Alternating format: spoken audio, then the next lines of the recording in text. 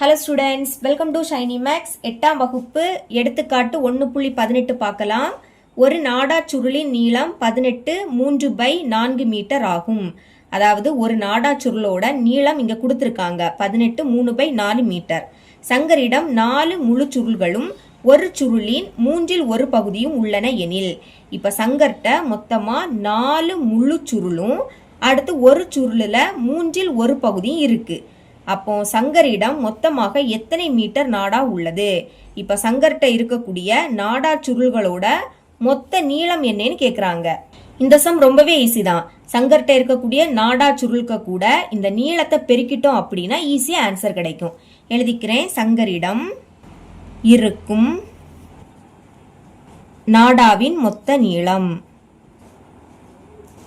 Is equal to, பாருங்க சங்கர்கிட்ட எத்தனை முழு சுருள்கள் இருக்கு? 4. அடுத்து ஒரு சுருளுல 1/3 பகுதி இருக்கு.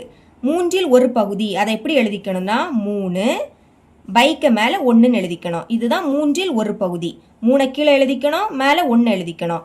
அடுத்து இதுக்கு கூட இந்த நீளத்தை பெருக்கிறணும். 18 3/4 எழுதிருங்க. 18 3/4.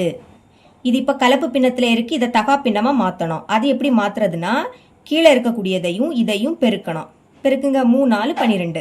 அதுக்கு கூட மேல உள்ளதை கூட்டணும். 12க்கு கூட 1 கூட்டினா 13. புரியுதுல? கீழே உள்ளதையும் இதையும் பெருக்கணும்.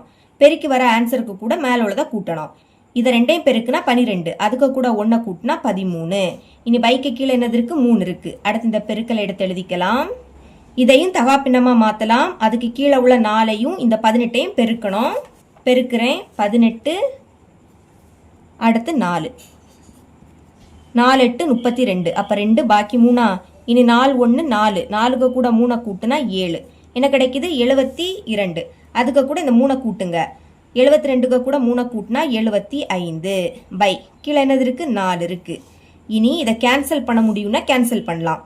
3 75. இது ரெண்டுமே 3ஆம் வாய்ப்படி கேன்சல் ஆகும். ஒரு 3 3. இனி 7ல 3 எத்தனை வாட்டி இருக்கும்? 2 வாட்டி. ஈர் 3 6. இப்போ 7ல இருந்து அந்த 6 கழிச்சா பாக்கி என்ன கிடைக்கும்? 1. அதை இங்க எழுதிக்கணும். இது இப்போ 15 மாறும். அப்ப 3ஆம் வாய்ப்பாடுல 15 எப்ப வரும்? I3 15 5வது இடத்துல வரும். இதுக்கு மேல கேன்சல் பண்ண முடியாது. அப்ப பேலன்ஸ் இருக்குது எழுதலாமா? இங்க 13 இருக்கு. பைக்கு கீழே 1. அடுத்து பெருக்கல். இங்க 25 பைக்கு கீழே 4.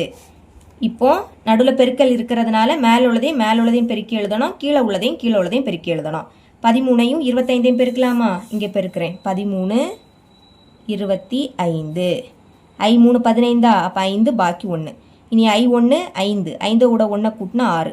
ஈர் 3 6. ஈர் 1 2. கூட்டலாம். 5 6ஐயும் கூட்டினா 12. அப்ப 2 பாக்கி 1. 1 2ஐயும் கூட்டினா 3.